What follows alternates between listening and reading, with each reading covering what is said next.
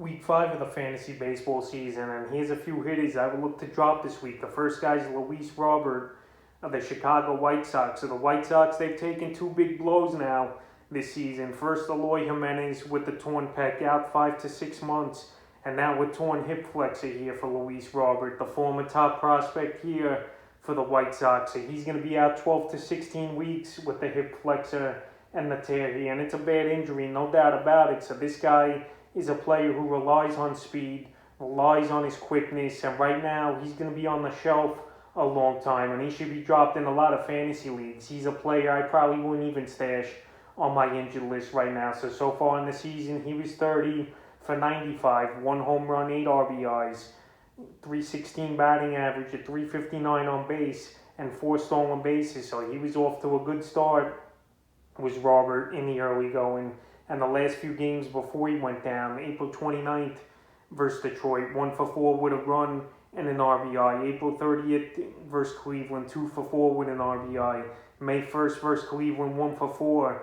And then before he went down, May 2nd, 1 for 1, before he had to leave the game after running the bases and getting injured. So it's a big blow for fantasy owners and obviously the White Sox. And this was a guy drafted in the 4th or 5th round. I've seen him go in most fantasy leagues coming into the year. But now he'll most likely be out, in my opinion, to August or September. So that takes us pretty much towards the end of the fantasy baseball season. And right now, I just don't think he's worth a stash, in my opinion. And he's been dropped already in 11% of fantasy leagues. The next player is Travis Starneau of the Atlanta Braves. So Travis Starneau, he finally lived up to the hype he had when he was on the New York Mets a few seasons ago, was the former top prospect. But now another guy injured here with a fractured thumb, and he's going to miss 2 or 3 months here. And he's a guy who's already been dropped in 27% of fantasy leagues. So in the early going for Darno on the season, 18 of 82 he was, 2 home runs,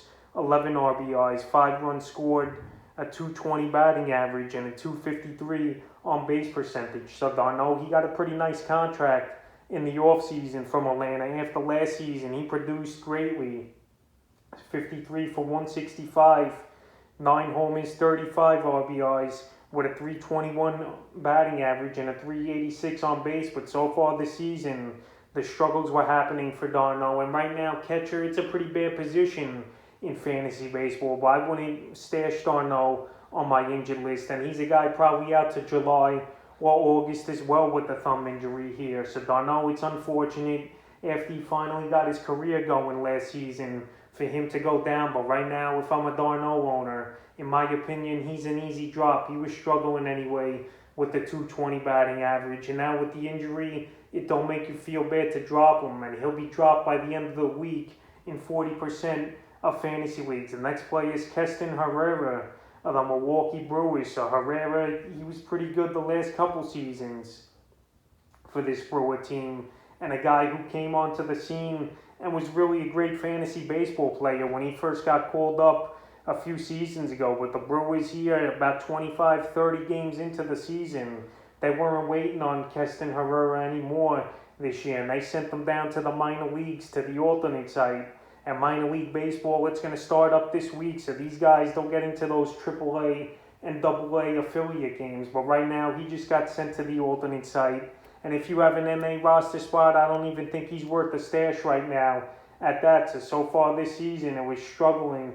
12 for 79, 1 home run, 5 RBIs, a stolen base, 32 strikeouts, which is a totally high rate in 79 at-bats, with a 152 batting average and a 247 on base percentage. So last season, he only batted 212 as well, but he did have the 13 home runs. But this year, he wasn't even supplying the power in the first month of the season here was Herrera. And the Brewers, they just had enough of him. So a guy who is going in about the 7th or 8th round of most fantasy drafts, right now it's pretty much like a loss of a pick here with him getting sent to the minor leagues. And I wouldn't hold on and stash him. He's already been dropped in 14% of fantasy leagues. And the last few games before he got sent down, April 29th, he was only a pinch hitter versus the Dodgers, 0 for 1.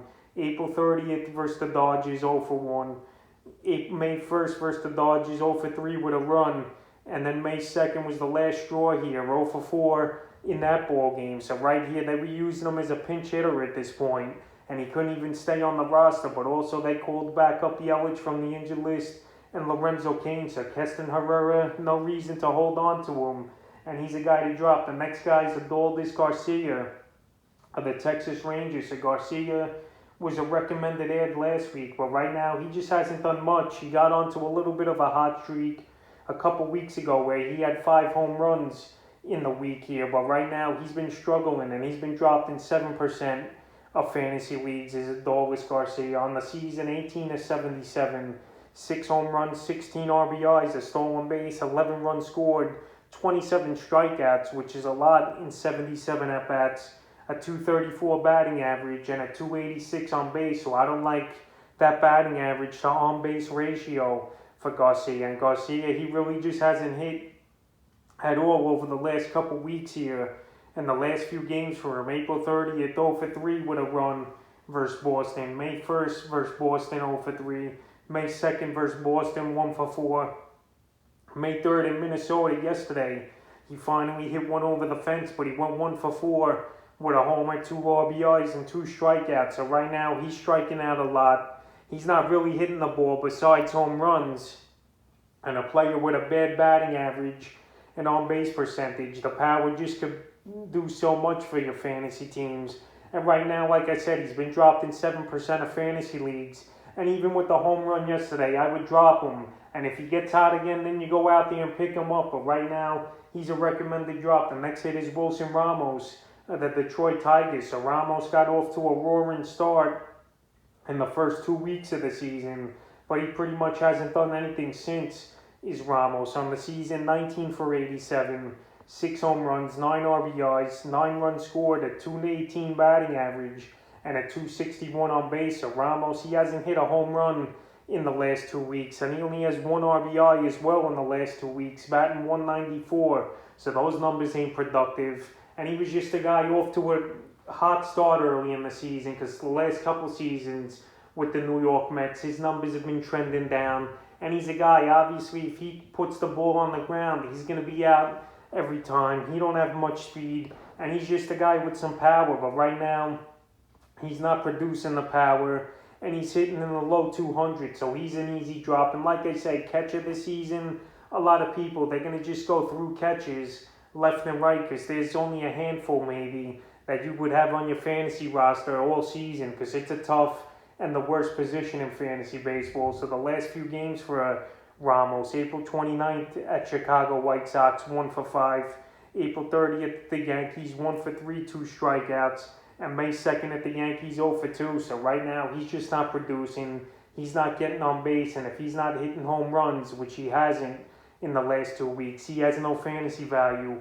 And he's definitely droppable. And the 6th and final player I will look to drop is Brandon Nimmo of the New York Mets. So Nimmo got off to a hot start. The injuries just always find Nimmo here, and he can't catch a break. So on the season, 21 for 65, 1 home run, 8 RBIs, 2 stolen bases, a 323 batting average, a 436 on base percentage with 7 runs scored. So Nimmo, good batting average, good on base percentage, but the injuries to the hand and the fingers and his hip last week, he just can't stay on the field. And now Kevin Pillar has been starting for the New York Mets the last few games, and he's producing at a great rate with a home run in his last 2 games and 5 hits in his last 2 games for PR. So the Mets, they need hitting in a bad way, and I think they're going to stick with PR now the next couple weeks here. Even if Nimmo is 100%, I just don't think the Mets are going to go back to him that much, and he's been struggling the last couple weeks as well. April 27th versus Boston, 0 for 1. April 28th versus Boston, 0 for 3. April 30th, 1 for 4 at Philly. May 1st at Philly, 0 for 3. And then last night, he didn't play, like I mentioned, versus St. Louis and versus the Philly May 2nd. So he missed the last 2 games. And the Mets here, they got 3 more at St. Louis and then Arizona. Nimmo, maybe he'll come back towards the end of the week, or he'll go on the injured list. But either way, I think the Mets are going to stick with PR now, since he's been hot in the last 2 games and showing power. And Nimmo's been dropped in 6% of fantasy leagues. So that's a few batters I would look to drop here in week 5 of the fantasy baseball season.